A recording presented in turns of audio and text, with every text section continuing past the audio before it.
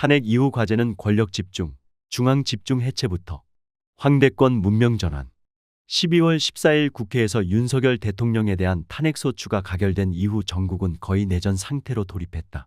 가장 먼저 눈에 띄는 변화는 현수막 경쟁이다. 사람 숫자에만 밀리지 자금은 결코 밀리지 않는 자칭 애국보수 세력은 전 거리를 현수막으로 도배하기 시작했다. 이와 동시에 서울 광화문 광장과 사이버상의 총동원령이 내려졌다. 바야흐로 탄핵을 찬성하는 시민과 탄핵을 반대하는 세력 사이의 전면전이 벌어진 것이다. 압도적 다수의 국민이 불법적 비상계엄을 탄핵으로 저지했지만 기득권을 유지하려는 보수 집단은 거대한 물줄기를 어떻게 해서라도 막아보려 애를 쓰고 있다. 앞으로 어떤 일이 전개될지 예측할 수는 없어도 결국 헌법재판소는 탄핵을 인용할 것이다. 국가가 하루하루 나락으로 떨어지고 있는데 아무리 보수적 재판관이라 해도 내전 상황의 지속을 원치는 않을 것이기 때문이다. 그렇다면 탄핵 이후의 전국이 과연 어떻게 될지 상상의 나래를 펴본다. 먼저 시간의 압박으로 인해 대선 전까지 정치구조의 변화는 없을 것이다. 전국의 안정을 위해 최단 시간 안에 새로운 대통령을 선출할 것이다. 새로운 대통령은 민주당 후보가 차지하리란 것은 누구나 쉽게 예측할 수 있다. 민주당이 정권을 쥔 이후 국힘당과 보수 세력은 또 한 번 당명을 갈고 해쳐 모여를 할 것이다. 가장 중요한 변수는 탄핵 정국을 이끌어낸 촛불 시민 세력인데 이들이 민주당과 협력하여 어떠한 정치개혁을 이루어낼지가 관심사다. 정치개혁의 첫 단추는 개헌을 통한 권력구조의 변화이다. 첫째가 막강한 대통령의 권한을 축소 분산시켜야 한다. 전 국민을 동원하여 경제개발을 하던 시절에 강화된 대통령의 권한을 경제성장 이후 시기에 맞게 조정해야 한다. 둘째로 이번과 같은 비상식적인 계엄령 발동이 원천적으로 불가능하게 만들어야 한다. 능력도 안 되는 윤석열은 어처구니 없게도 2번이나 국회를 해산한 박정희를 꿈꾸었던 것 같다. 이런 일을 막기 위해서는 군대가 국회로 들어갈 수 있는 조건을 한층 더 까다롭게 만들어야 한다. 세 번째로 사법부를 장악한 대통령이 범죄를 저지르고도 어물쩍될 수 있는 여지를 없애기 위해 중대범죄자를 즉각적으로 체포 구금할 수 있도록 사법체계를 정비해야 한다. 네 번째로 상명하복이 군 질서의 생명이기는 하지만 부득이한 경우 군인들이 부당한 명령에 따르지 않아도 불이익을 당하지 않을 수 있는 제도적 장치를 마련해야 한다. 이상은 뉴스를 꼼꼼히 챙겨본 국민이라면 누구나 생각해낼 수 있는 구상이다. 중요한 것은 지도자의 비상식적인 행위를 원천 봉쇄할 수 있는 정치구조를 만드는 것이다. 윤석열이 발표한 포고령을 분석해보면 다음 세 가지로 압축할 수 있다. 1. 북한 공산주의의 위협으로부터 나라를 구하기 위해 계엄을 선포한다. 2. 종북 사상에 빠진 무자격의 국회의원들이 국회를 장악하여 대통령의 국정운영이 마비되었다. 3. 좌파 국회의원들은 대부분 부정선거에 의해 당선된 자들이기 때문에 선관위 서버를 확보해 진실을 규명해야 한다. 포고령을 한마디로 요약하면 국회의원 때문에 맘대로 독재 정치를 할 수 없어 비상계엄을 선포한다는 것이다. 대통령이 보기에 깜도 안 되는 국회의원들이 삼권분립을 무기 삼아 사사건건 발목을 잡아 어쩔 수 없었다는 것인데 실은 여기에 한국 정치의 아킬레스건이 숨겨져 있다. 한국의 권력구조는 위로 올라갈수록 권력의 집중도와 크기가 강해진다. 행정부건 사법부건 입법부건 정점의 권력은 마치 조선시대 왕과 같고 그 아래는 다 신하와 같다. 이렇게 권력이 집중되어 있는 구조 속에서 대통령제를 하고 있다. 기고만장한 독립부서의 권력을 제어하려면 대통령에게 더욱 막강한 권한을 주어야 한다. 아무리 막강한 권력을 가진 대통령이지만 국회의원은 쪽수가 많은 데다 연속 집권이 가능하다. 한국 국회의원들의 기계는 거의 하늘을 찌르듯 한다. 국회의원 몇 번 하면 대통령도 우습게 본다. 그만큼 고생해서 얻은 타이틀이기 때문이다. 이런 국회와 대통령 사이의 갈등은 정치사에 끊임없이 문제를 일으켜왔고 그동안 3차례나 국회가 해산되었다. 보통 사람들은 잘 모르겠지만 한국 정치 권력의 의전과 처우는 상상을 초월한다. 가끔 아프리카 신생국의 호화로운 정치 의전을 보고 냉소를 퍼붓는데 한국도 만만치 않다. 의전과 처우가 대단하다는 것은 그만큼 권력이 집중되어 있다는 뜻이다. 게다가 한국은 600년이 넘은 중앙집권 정치구조를 가지고 있다. 세계사에 유례가 없는 권력 집중이다. 서구에서 시작된 삼권분립의 역사가 300년 정도 되었고 우리는 해방 후 정부 수립과 동시에 이를 받아들였으니 서구처럼 삼권분립이 잘 작동하리라 기대하는 것은 무리다. 걸핏하면 서로 독재를 한다며 싸움질을 해왔다. 지금도 대통령과 집권당은 야당이 입법 독재를 한다고 한 목소리로 비난하면서 비상계엄을 정당화하려 애쓰고 있다. 한국 정치의 가장 큰 문제는 지나친 권력 집중과 지나친 중앙 집중이다. 모든 문제를 여기에서부터 풀어나가야 한다. 권력 집중이 심할수록 부패하기 쉽고, 남용하기 쉽고, 디테일을 놓치기 쉽고, 한탕주의에 빠지기 쉽다. 만약 권력자의 인성에 문제가 있고 정치 경험이 없으면 권력 집중의 부정적 문제점이 한꺼번에 드러날 수 있다. 고도로 집중된 권력 구조를 가지고 있으면서 지도자를 잘못 만나면 한순간에 나라가 거덜날 수도 있다. 지금 우리는 그런 위기에 직면해 있다. 따라서 앞으로의 정치개혁은 어떻게 권력을 분산하고 분산된 권력을 어떻게 효율적으로 연결하느냐에 집중해야 한다. 먼저 중앙에 집중된 권력을 지방으로 이전해야 한다. 형식에 지나지 않는 지방자치를 실질적 지방자치로 전환해야 한다. 지방정부가 독자적인 세금 징수권과 예산 편성권을 가져야 한다. 모든 것을 중앙정부가 틀어쥐고 있기 때문에 국회의원들이 예산을 따온다는 핑계로 말도 안 되는 횡포를 부리게 된다. 만약 지방정부가 마치 독립공화국처럼 작동하면 중앙당의 근거를 둔 국회의원들은 거의 할 일이 없어진다. 그렇게 되면 정치인으로서 국회의원은 없어도 된다. 모든 정치 행위는 지방정부 차원에서 끝나고 지방정부를 넘어서는 영역은 전문가들로 이루어진 위원회가 처리한다. 위원회는 실무기구이기 때문에 정치 권력이 없다.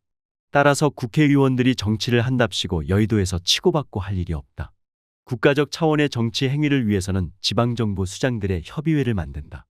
현재 전국 지자체장 협의회와 지방의회 협의회 같은 것이 작동하고 있지만 실질적 권한은 없다. 만약 지방정부가 독립적 권력을 갖게 되면 이 협의회는 국가 운영을 위한 실질적 권한을 갖게 될 것이다. 대통령은 이 협의회를 주관하는 의장일 뿐 자신의 정치적 이념을 실현하기 위해 독재를 한다든지 하는 일은 생각조차 할 수 없다. 다만 대통령은 외적의 침입이나 통상 압력에 대응하기 위해 국가 전체를 대표하는 권한을 가진다.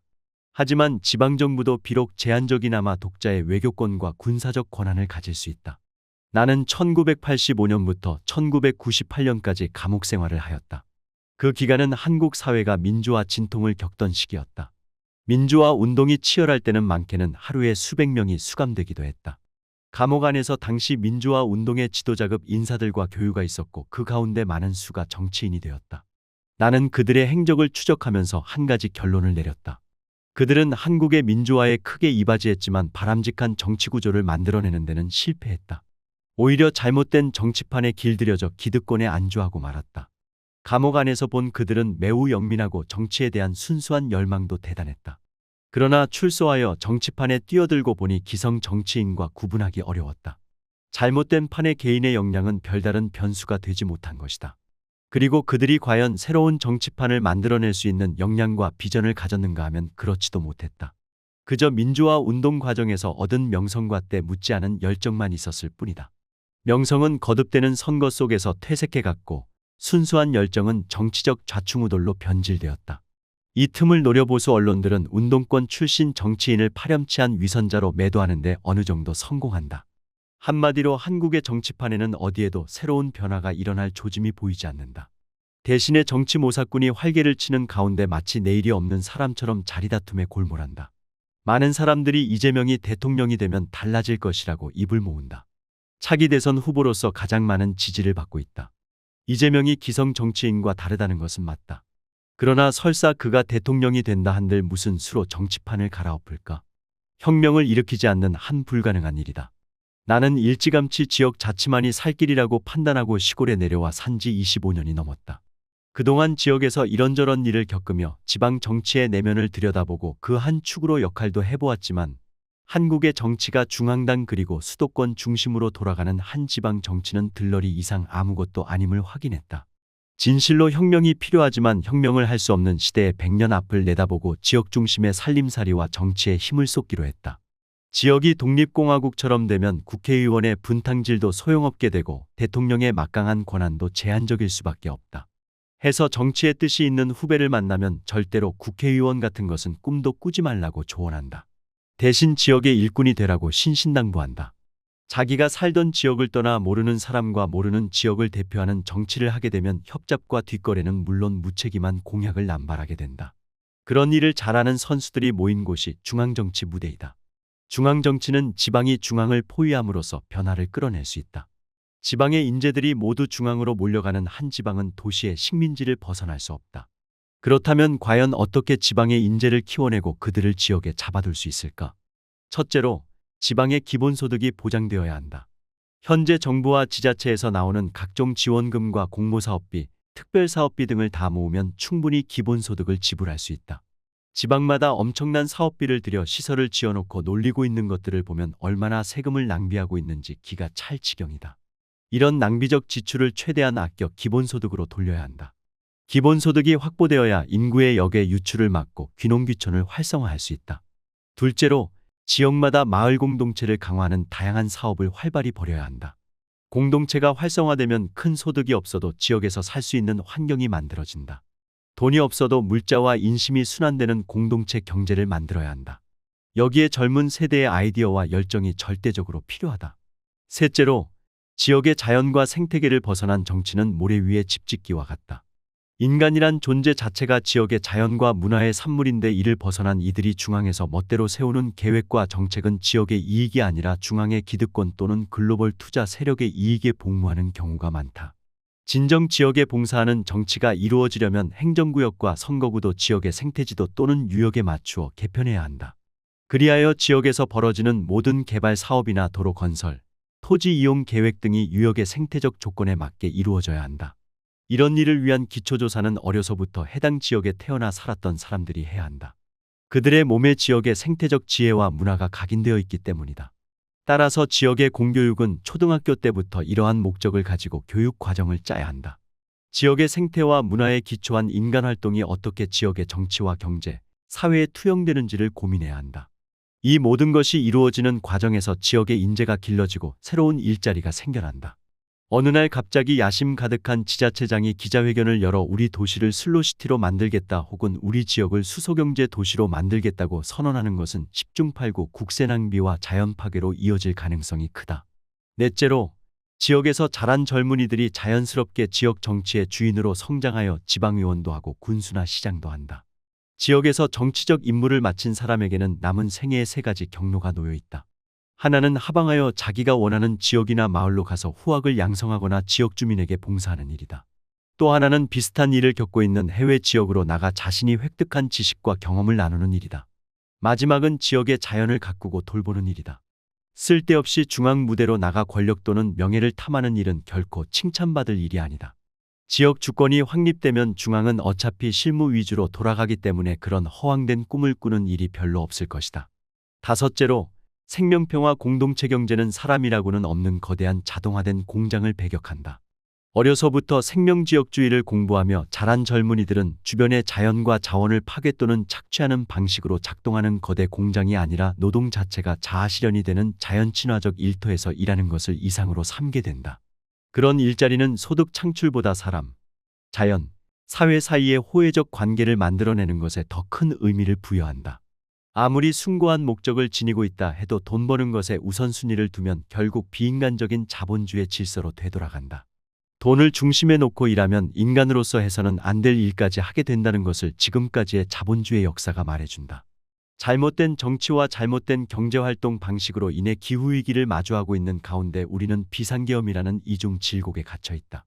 어차피 이 사회가 크게 변해야 살아남을 수 있는데 손쉽게 안정을 찾는답시고 이전의 방식을 고집하다 보면 탄핵을 빌미로 사람 얼굴만 갈아치우는 우를 범하고 말 것이다. 절체절명의 위기가 사실은 위기 탈출을 위한 절호의 기회가 될 수 있다.